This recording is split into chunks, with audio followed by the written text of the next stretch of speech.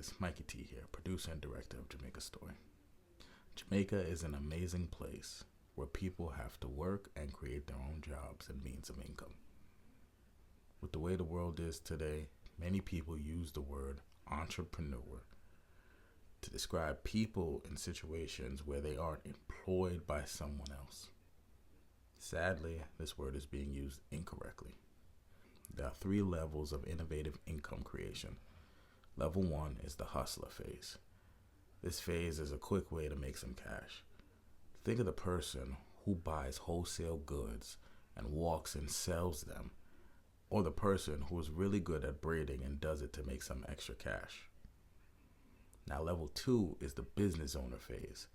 At this phase, the person has taken steps to legitimize their business and has set some structure to their day and their day-to-day operations. They may have registered their business to the company's office. They may have a logo and a storefront for people to find them and identify their brand.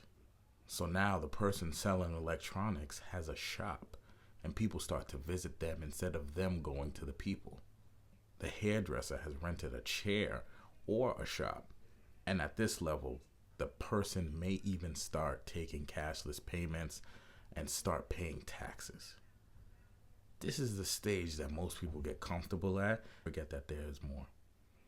At the business owner level, the business is still tied to the owner showing up and being present day to day. The next level is where the word entrepreneur comes into play.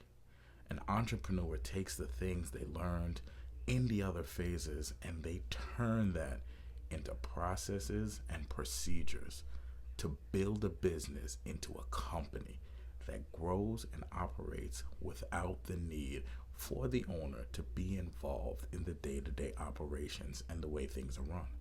Think of large companies such as KFC, Sandals, and JetBlue. The owner and CEO doesn't have to show up every day for the business to operate and grow. There are systems, policies, and procedures that allow other people to run the company for them, whether they are there or not. We usually tend to want the owner to have some sort of ownership and love for their company, but it's not a requirement for the day-to-day operations and growth of the company.